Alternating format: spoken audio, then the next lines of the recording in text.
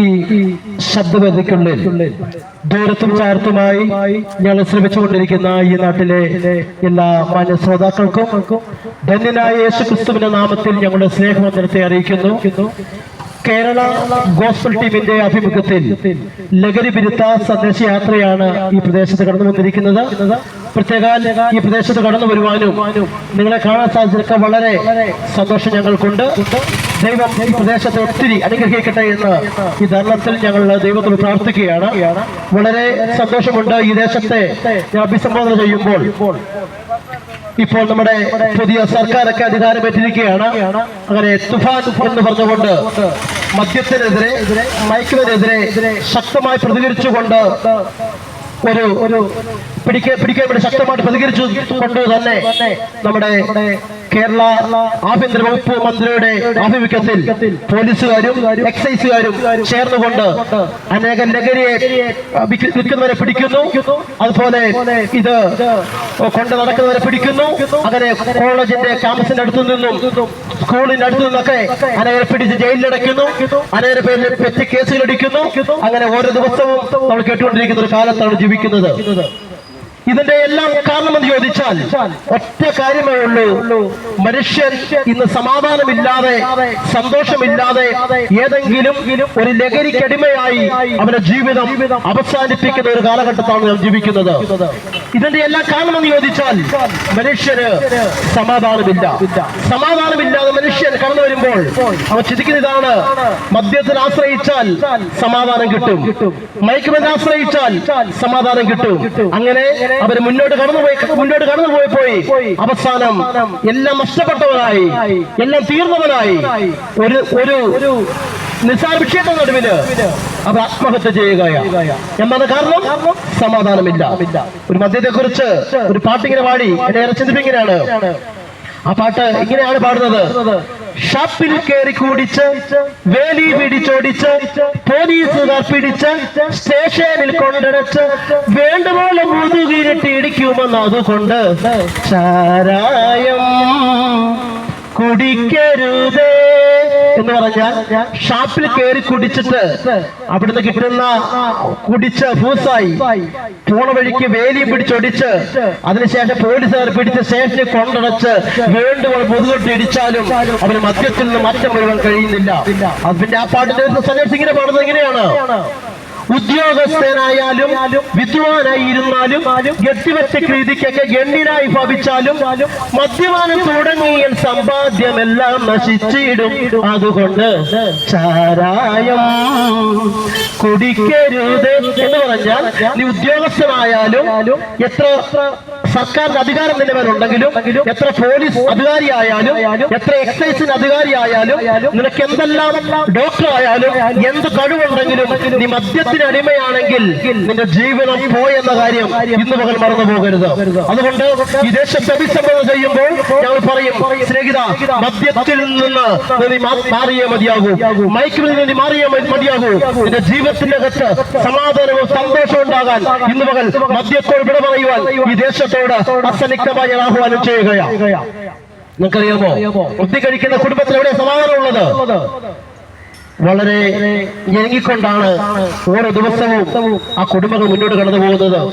നല്ല പഠിക്കാൻ നല്ല കഴിവുള്ള കുഞ്ഞുങ്ങൾ നിസ്സാര വിഷയത്തിന് മുമ്പിൽ അവർക്ക് പഠിക്കാൻ കഴിയുന്നില്ല. എന്താ കാര്യം? ആ പിതാവിന് മദ്യമായി ആയിരിക്കാം. ആ മദ്യത്തിന് അടിമയായി ജീവിക്കുന്ന മനുഷ്യന് എന്ത് കഴിയുന്നില്ല, സന്തോഷം ലഭിക്കുന്നില്ല, സമാധാനം കിട്ടുന്നില്ല. അവസാനം ഒരു ഗേറിനകത്തോ അല്പവിഷത്തിനകത്തോ ഈ ലോകത്തെ ജീവിതം അവസാനിപ്പിക്കുന്ന എത്ര കുടുംബത്തെ കാണാൻ കഴിയും. ഇന്ന് പകൽ ദേശത്തോട് പറഞ്ഞൊരു കാര്യം പറയാം. ഇപ്പൊ നമ്മുടെ ശാസ്ത്രമൊക്കെ വളരെ പുരോഗമിച്ചു. ഇപ്പൊ അവര് പറയുന്നത് ഇങ്ങനെയാണ്: മദ്യം നിർത്താം, ഞങ്ങൾ നോക്കിയാൽ മദ്യം നിർത്താൻ കഴിയും. അതിന്റെ മാർഗം എന്താണെന്നറിയാമോ? മദ്യത്തിൽ ആശ്രയിക്കുന്ന വ്യക്തി താൻ കഴിക്കുന്ന ആഹാര പദാർത്ഥത്തിന്റെ അകത്ത് ആ ഗുളിക കലക്കി കൊടുക്കും. ഒരു ദിവസം 2 ദിവസം ഒരു 2-3 ആഴ്ച കഴിയുമ്പോൾ താൻ മദ്യത്തിൽ നിന്ന് മാറ്റമൊക്കെ വരും. വലിയ സന്തോഷമാകും. ആ കുടുംബത്തിൽ നിന്ന് സന്തോഷം എന്ന് പറയുമോ സ്നേഹിത? ഒരു ദിവസം നീ മദ്യത്തോട് വിട പറയുമ്പോൾ നിന്റെ കുടുംബം അനുഭവിക്കുന്ന സന്തോഷം വളരെ വിലപ്പെട്ടതാണ്. അങ്ങനെ 1 മാസം കഴിഞ്ഞു, മദ്യവരൊക്കെ മാറി സന്തോഷമായിരിക്കും സമയത്ത് ആ ഗുളികയുടെ ശക്തിയൊക്കെ അങ്ങ് തീർന്നു കഴിയുമ്പോൾ വീണ്ടും ആ മനുഷ്യൻ മദ്യത്തിൽ ആശ്രയിക്കും. അങ്ങനെ ആദ്യം മദ്യപാനം മാത്രമേ ഉണ്ടായിരുന്നുള്ളൂ. പക്ഷേ ഇപ്പം തന്റെ ജീവിത സമനിലയെല്ലാം തെറ്റി അനേകർ ഭ്രാന്തന്മാരെ പോലെ എന്ന് പറഞ്ഞാൽ മാനസിക രോഗിയായിട്ട് അലയുന്ന എത്ര കുടുംബത്തെ കാണാൻ കഴിയും. ഇന്ന് പകൽ ദേശത്തിന് പറയാം, നിങ്ങളുടെ ജീവിതത്തിനകത്ത് ഗുളികയ്ക്ക് കഴിയാത്തത്, പോലീസ് എന്ന പെറ്റി കേസിന് കഴിയാത്തത്, നിങ്ങളുടെ ജീവിതത്തിന്റെ അകത്ത് മദ്യത്തിൽ 1 ഇഞ്ച് പോലും മാറാതെ നീയായിരിക്കണമെങ്കിലും അവിടെ നിന്ന് മാറ്റം വരുത്തുന്ന ഒരു മാർഗമുണ്ട്. ആ മാർഗമാണ് സുവിശേഷം എന്ന് പറയുന്നത്. എന്താണ് സുവിശേഷം? സുവിശേഷം എന്ന് പറഞ്ഞ ഒറ്റ ഉത്തരവേ ഉള്ളൂ, നല്ല വാർത്തയാണ് സുവിശേഷം. എന്താ നല്ല വാർത്ത? ചില ആളുകൾ പറയാറുണ്ട് സുവിശേഷം എന്ന് പറഞ്ഞാൽ മതം മാറ്റുന്ന പരിപാടിയാണ് സുവിശേഷം. സ്നേഹിത, സുവിശേഷം എന്ന് പറഞ്ഞാൽ മതം മാറ്റുന്ന പരിപാടിയല്ല സുവിശേഷം. സുവിശേഷം എന്ന് പറഞ്ഞാൽ ഒരു മാർഗമാണ്. എന്താണ് ആ മാർഗം? അപ്പനെ സ്നേഹിക്കാൻ സ്നേഹിക്കുന്ന മാർഗം, അമ്മയെ സ്നേഹിക്കുന്ന മാർഗം, സ്വന്തം മക്കളെ സ്നേഹിക്കുന്ന മാർഗം, സഹോദരനെ സ്നേഹിക്കാൻ പഠിപ്പിക്കുന്ന ഒരു മാർഗമുണ്ടെങ്കിൽ ആ മാർഗത്തിന്റെ പേരാണ് സുവിശേഷം എന്ന് പറയുന്നത്. സുവിശേഷം ഒരു വ്യക്തിയെ കുറിച്ചാണ്. ആ വ്യക്തിയുടെ പേരാണ് കർത്താവായ യേശു ക്രിസ്തു. ഇന്ന് പകൽ ഈ ദേശത്തെ അഭിസംബോധന ചെയ്യുമ്പോൾ നാളുകളായി മദ്യത്തിനടിമയായി, കഞ്ചാവിനടിമയായി, കുടുംബത്തിനകത്ത് സമാധാനമില്ലാതെ ആത്മഹത്യയെ കുറിച്ച് ചിന്തിച്ചിരിക്കുന്നെങ്കിൽ ഇന്ന് പകൽ അവിടെ നിന്ന് മാറ്റം വരുത്തുന്ന ഒരു മാർഗമുണ്ട്. ആ മാർഗത്തിന്റെ പേരാണ് സുവിശേഷം എന്ന് പറയുന്നത്. സുവിശേഷം ഏത് സ്ഥലത്തും ഇത് പ്രസംഗിക്കപ്പെടാൻ കാരണം ചോദിച്ചാൽ ഈ സുവിശേഷം ചെന്ന സ്ഥലത്തൊക്കെയും വലിയ മാറ്റങ്ങൾ സംഭവിച്ചിട്ടുണ്ട്. എന്തുകൊണ്ടാണ്? എല്ലാ സ്ഥലത്തു നിന്നുകൊണ്ട് പരസ്യമായി എല്ലാവരും പറഞ്ഞ വാക്കുണ്ട് യേശു യേശു യേശു. യേശുവിനെ കുറിച്ച് എന്തോരം പറഞ്ഞാലും, എന്തോരം പ്രസംഗിച്ചാലും, എന്തോരം പറഞ്ഞാലും തീരുകയില്ല. കാരണം യേശു ആരാണ്? എന്തുകൊണ്ടാണ് യേശു ക്രിസ്തുവിനെ കുറിച്ച് ഇങ്ങനെ പ്രസംഗിക്കാൻ കാരണമെന്ന് ചോദിച്ചാൽ എന്താണ്? യേശു ആരാണെന്നുള്ള ചോദ്യത്തിന് അനേക ഉത്തരങ്ങൾ നമുക്ക് പറയാൻ കഴിയും. ചില ആള് പറയും യേശു മറിയുടെ മകനാണ്, യേശു യോസേഫിന്റെ മകനാണ്, യേശു അത്ഭുതം ചെയ്യുന്നവനാണ്, യേശു മരിച്ച ഉയർപ്പിച്ചവനാണ്.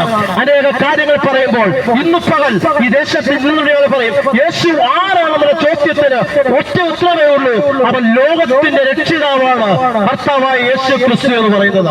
ഇന്ന് പകൽ ഈ ദേശത്തെ അഭിസംബോധന ചെയ്യുമ്പോൾ ശങ്കുറപ്പോടെ ആവേശത്തോടെ നിന്നുകൊണ്ടൊരു കാര്യം വിളിച്ചു പറയാം, യേശു ആരാണെന്ന് ചോദിച്ചാൽ അവൻ ലോകത്തിന്റെ രക്ഷിതാവാണ്, കർത്താവായ യേശു ക്രിസ്തു. എന്താണ് യേശു ക്രിസ്തു ലോകത്തെ രക്ഷ എന്ന് പറയാൻ കാരണം? ലോകം മുഴുവൻ പറയുന്ന കാര്യമുണ്ട്, ഏക മനുഷ്യനാൽ ഈ മനുഷ്യരിൽ പാപം വന്നു. പാപത്തിന്റെ അടിമയായ മനുഷ്യനെ രക്ഷിപ്പാൻ അന്ന് മുതൽ മനുഷ്യരോടുകയാ. ഹൈന്ദവ വേദം വിളിച്ചു പറയുന്നത് ഇങ്ങനെയാണ്, തമസ്സോമ ജ്യോതിർഗമയ മൃത്യോമ അമൃതംഗമയ എന്ന് പറയുക. ഇസ്ലാം വേദം വിളിച്ചു പറയുന്നു ഇബ്ലീസിന്റെ കുത്തേൽക്കാത്ത ഒരൊറ്റ വ്യക്തി പോലും ദുനിയാവിലില്ല എന്ന്. എന്നാൽ വിശുദ്ധ ബൈബിൾ അതിന്റെ തലവര ശൈലി ഇതാണ്, എല്ലാവരും പാപം ചെയ്ത് ദൈവ തേജസ് ഇല്ലാത്തവരായി തീർന്നു. ഇന്ന് പകൽ ദേശത്തോട് പറയാം, എല്ലാവരും പാപം ചെയ്ത് ദൈവത്തിന് തേജസ് നഷ്ടപ്പെട്ടവരിക്കുമ്പോൾ ഇന്ന് പകലിന് ആ പാപത്തിൽ ജീവിച്ച മനുഷ്യന് എന്ത് പറ്റി? അപ്പനെ സ്നേഹിക്കാൻ കഴിയുന്നില്ല, അമ്മയെ സ്നേഹിക്കാൻ കഴിയുന്നില്ല, സ്വന്തം ഭാര്യയെ സ്നേഹിക്കാൻ കഴിയുന്നില്ല, സ്വന്തം ഭർത്താവിനെ സ്നേഹിക്കാൻ കഴിയുന്നില്ല. അവര് സമാധാനത്തിന് വേണ്ടി കഞ്ചാവിനെ ആശ്രയിച്ചു, മദ്യത്തിൽ ആശ്രയിച്ചു. അങ്ങനെ ഓരോ ദിവസവും ഓരോ ഇതിൽ ആശ്രയിച്ചുകൊണ്ട് അവരുടെ ജീവിതം മുന്നോട്ട് കടന്നു പോവുകയാണ്. പക്ഷെ ഇന്ന് പകൽ ഈ ദേശത്ത് നിന്നോട് ഒരു കാര്യം വിളിച്ചു പറയാം, അവിടെ നിന്ന് നിങ്ങളെ മാറ്റം വരുത്തുന്ന ഒരു മാർഗമുണ്ടെങ്കിൽ ആ മാർഗത്തെയാണ് ഇന്ന് പകൽ ഞങ്ങൾ ദേശത്തുയർത്തുന്നത്. ആ മാർഗത്തിന്റെ പേരാണ് യേശു ക്രിസ്തുവിന്റെ സുവിശേഷം എന്ന് പറയുന്നത്. ഈ സുവിശേഷം ഏത് കാലഘട്ടത്തിലും ഇത് പ്രസിദ്ധീകരിക്കപ്പെടാൻ കാരണമെന്ന് ചോദിച്ചാൽ ഈ സുവിശേഷം ചെന്ന സ്ഥലത്തൊക്കെയും വലിയ മാറ്റങ്ങൾ സംഭവിച്ചിട്ടുണ്ട്.